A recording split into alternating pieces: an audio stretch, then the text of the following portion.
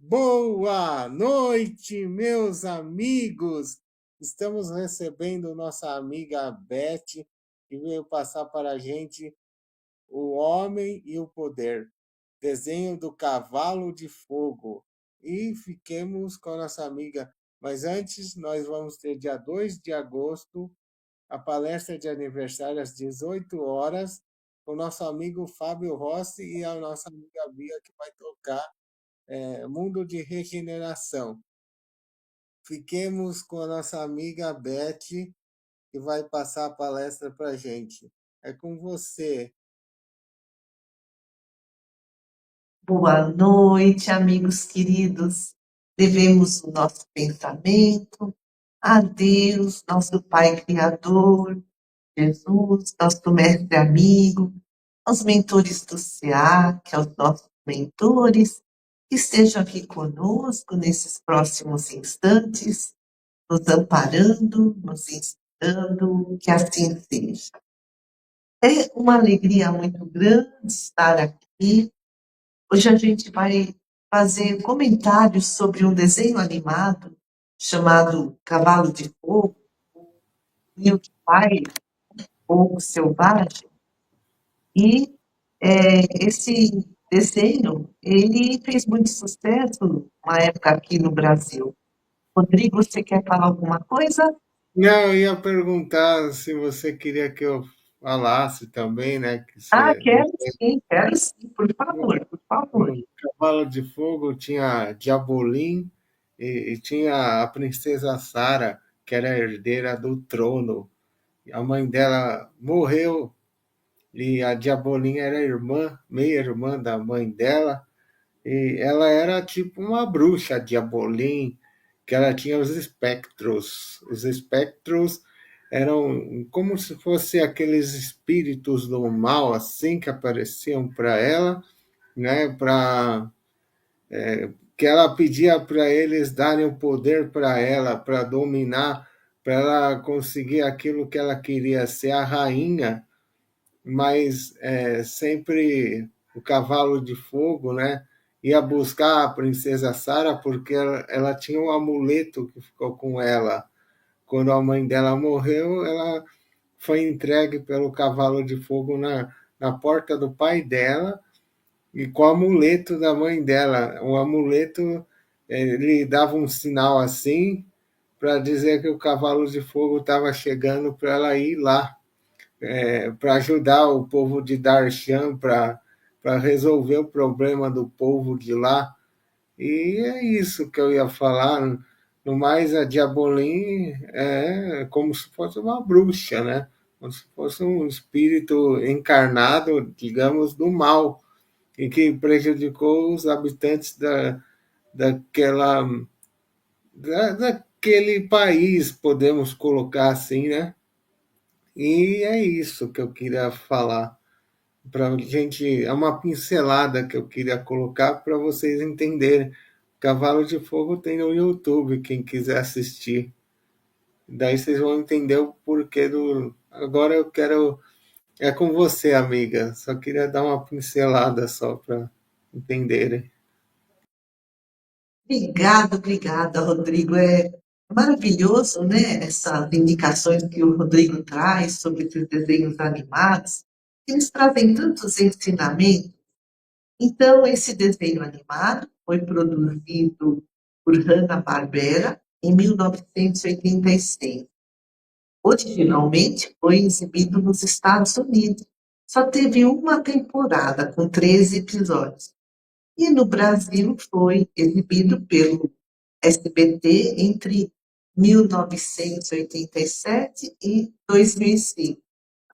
Assim, ele foi exibido em vários programas, no Show Maravilha, Sérgio Malandro, Festolândia, Sessão Desenho, Sábado Animado, Bom Dia e Companhia, e também foi exibido em outros países, na Espanha, na França.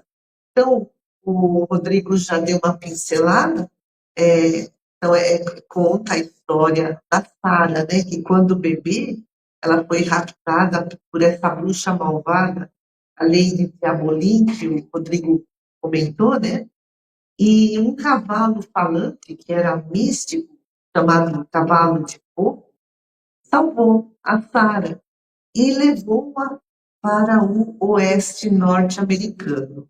E Sara foi cuidada por um homem chamado John Cavanaugh, num rancho, eles viviam num rancho. E aos 13 anos, a Sara percebeu que o seu medalhão começava a brilhar. E ela descobriu que esse medalhão era um amuleto mágico que enviava aviso ao cavalo de fogo, mesmo que a salvou. E aí o cavalo de fogo conta para Sara que ela era princesa do reino de Darshan, situado em outra dimensão. E ela era filha da rainha Sarana e do príncipe Quer. E Sara também descobre que Diabolim, como o Rodrigo, né, comentou, é meia-irmã da sua mãe.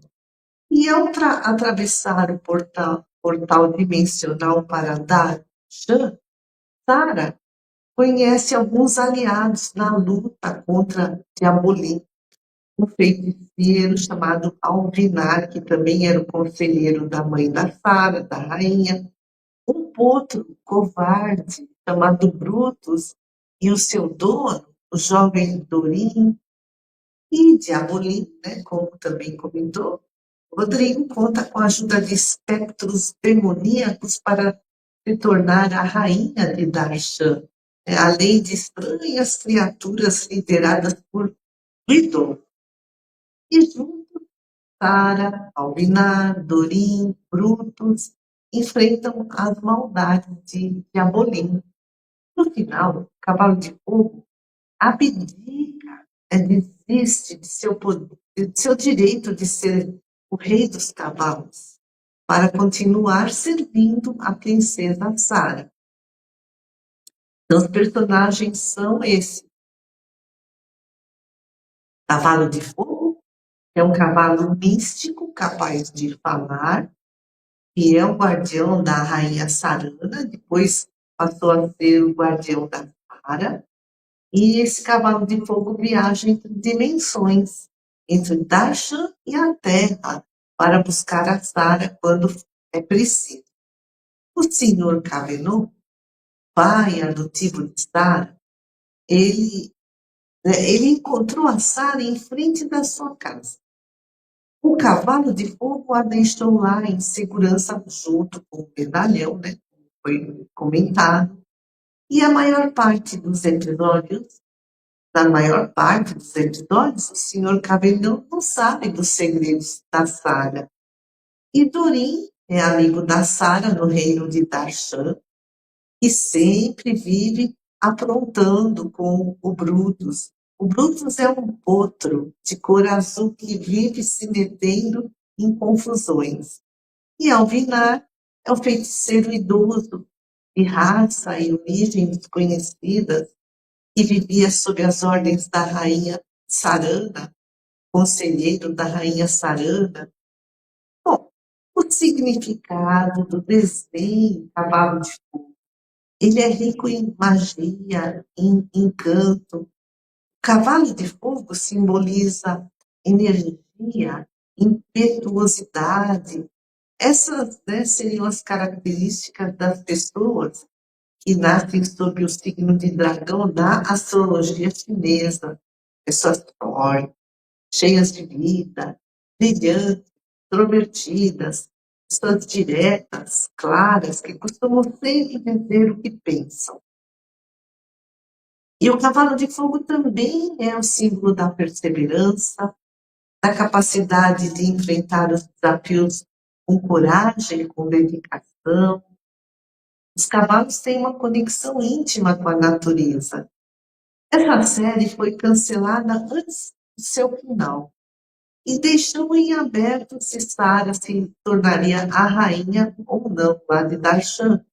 Mas alguns episódios ao longo da série deram pistas de que sim. E o desenho Cavalo de Fogo nos mostra o valor da amizade. Irmã Cidufua, no livro Laços de Afeto, psicografado por Vanderlei Soares de Oliveira, escreve que Muitas pessoas querem que os outros sejam seus amigos, mas poucos oferecem como amigos. A amizade é o elixir da convivência saudável e produtiva. A amizade é compartilhar tanto alegrias como preocupações.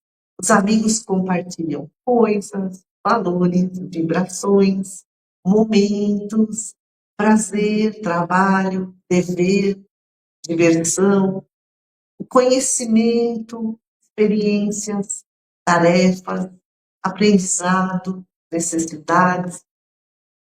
Amigo é doar-se, interessar-se pelo outro. A amizade une, mas sem fusão, né? Sem a subtração da individualidade de cada um, sem que um tenha direitos especiais sobre o outro. E o desenho do cavalo de fogo nos mostra o valor do devotamento, da dedicação, da abnegação. Cavalo de fogo abdicou de ser o rei dos cavalos para servir Sara. No dicionário, a gente lê que devotamento significa grande empenho com generosidade e entrega com desinteresse, às vezes até com sacrifícios. No Evangelho segundo o Espiritismo, no capítulo 7, 17, sede perfeito, no item 2, Allan Kardec colocou a abnegação ao lado do devotamento. Qual a diferença entre devotamento e abnegação? Devotamento é um esforço desinteressado, intenso, contínuo, realizado com alegria, com confiança, doando aos outros os próprios recursos. Podem ser físicos, né, bens materiais, ou podem ser recursos morais, dar atenção, carinho, cuidados. E a abnegação também é esforço desinteressado, intenso, contínuo, né? Realizado com alegria, doando os próprios recursos, mas tem um algo a mais, sacrificando o próprio bem-estar, às vezes na própria vida. Aí nós temos o exemplo de Jesus, que morreu na cruz para nos trazer a boa nova, e de muitos outros missionários, Joana de Cusa, Jordano Bruno, John Hus, Joana d'Arc, Tiradentes, que deram a vida por uma causa. Devotamento e abnegação, ambos exigem esforço. É necessário mobilizar força para vencer qualquer obstáculo. E o maior obstáculo é o nosso egoísmo. É preciso mobilizar as capacidades intelectuais, as capacidades afetivas, né? O sentimento, o amor. Tanto o devotamento quanto a abnegação visam um objetivo, que é o bem do outro. O objetivo requer direção para quem eu vou, né, doar-me, para quê, e também requer intensidade. Quanto de esforço a gente coloca naquela ajuda e persistência. O escritor Ivomar Júlia da Costa escreveu na revista O Consolador. É em decorrência dessas semelhanças, né, entre abnegação e devotamento, que alguns espíritos utilizam esses termos, devotamento e abnegação, como intercambiáveis, sobretudo no Evangelho segundo o Espiritismo. Mas que Kardec, com sua extrema atenção aos detalhes, ele era um poliglota, era um filólogo, né, um estudioso do significado das palavras, ele tratou de clarear esses significados, distinguindo, né, um e outro, quando ele elencou as virtudes componentes da caridade. E o Ivomar continua escrevendo: há uma diferença importante entre devotamento e abnegação, pois utilizar nossas potencialidades, condições e situações materiais para promover o bem do outro e doar a si mesmo para promover esse mesmo bem, exige que a intensidade do esforço seja amplificada para níveis extremos, tão altos, no caso de abnegação, que somente espíritos de escola conseguem realizá-lo completamente, conseguem ser abnegados. Então, a diferença entre devotamento e abnegação é de grau. A abnegação é uma dedicação ao outro extrema, muitas vezes sacrificando a própria vida. E o cavalo de fogo, o que ele sacrificou em prol da princesa Sara? O seu reinado. O cavalo de fogo sacrificou o seu reinado para servir a princesa. Ele foi um abnegado. E o desenho Cavalo de Fogo também traz exemplo de resiliência. Resiliência vem do latim resiliens, que significa retornar ao estado inicial ou anterior, saltar para trás, voltar, recuar. A gente às vezes perde as estribeiras, perde o autocontrole, mas se reequilibra. No século XX, achava-se que as pessoas resilientes eram imunes a qualquer adversidade, né? Elas não se estressavam, elas eram invulneráveis, e que essa resiliência nasceu com elas, já prontinha, fixa, inalterável. Mas hoje, os estudiosos apontam que resiliência significa saltar para trás e ir além. Não é só uma capacidade reativa, saltar para trás, mas proativa, ir além. Ser resiliente não é ser invulnerável. Às vezes a gente perde as estribeiras mesmo. Ser resiliente é adaptar-se de forma adequada às situações, adaptar-se de uma forma positiva às adversidades, é ter êxito diante das adversidades, sair-se bem, sair fortalecido ou transformado. A resiliência, ela está presente em todas as pessoas, em maior ou menor grau, desde crianças até idosos, independentemente do nível socioeconômico, se a pessoa é mais instruída ou menos instruída, a resiliência é um processo dinâmico, ela não é fixa, não é imutável, ela pode ser desenvolvida. E os benefícios da resiliência? Aprendemos com a adversidade, melhoramos a nossa qualidade de vida, o nosso bem-estar, apesar dos pesares, né, das circunstâncias difíceis. E como desenvolver a resiliência? Conhecer que tudo muda. Olha quanta coisa mudou na vida da princesa Sara. Perceber que situações difíceis podem oferecer oportunidades de crescimento.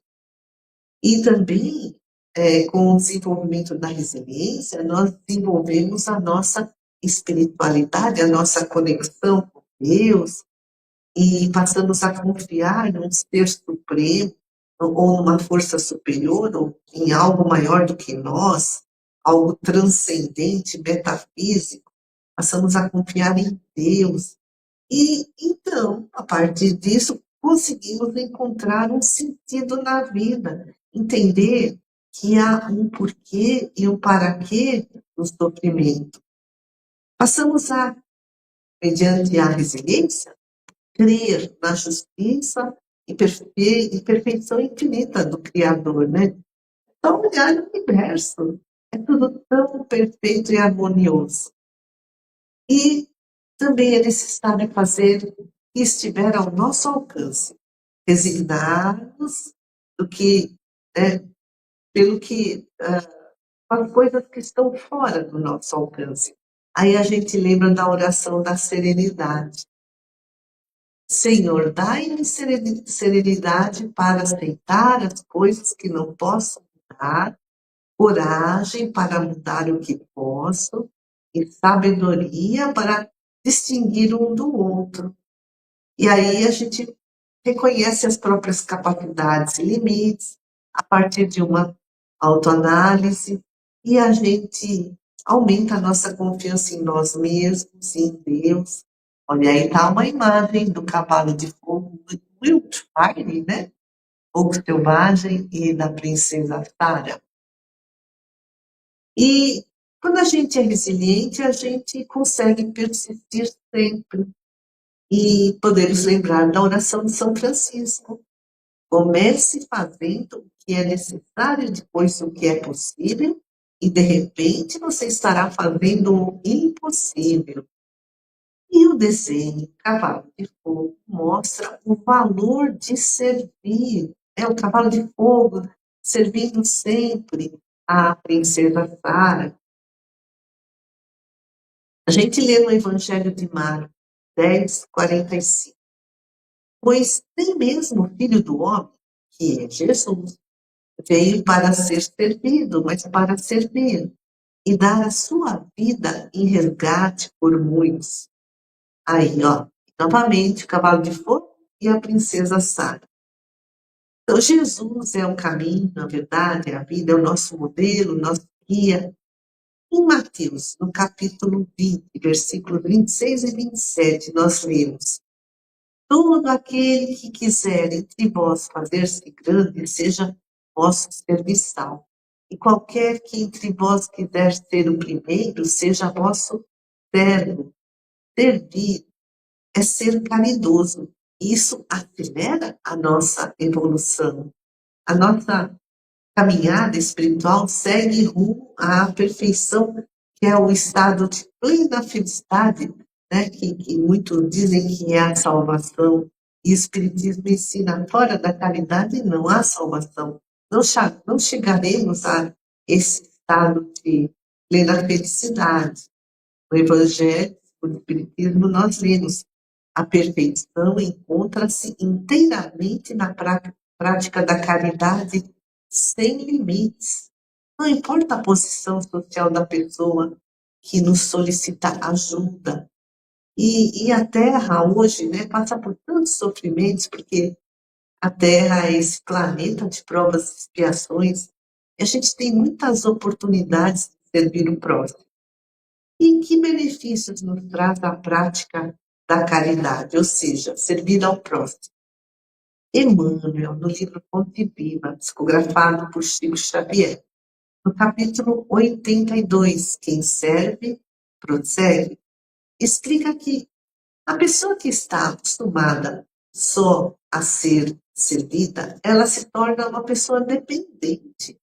Ela não cresce espiritualmente, não desenvolve as suas habilidades, não adquire autonomia, ela acaba escravizando-se às outras pessoas. E a pessoa que não serve cristaliza-se, estagna.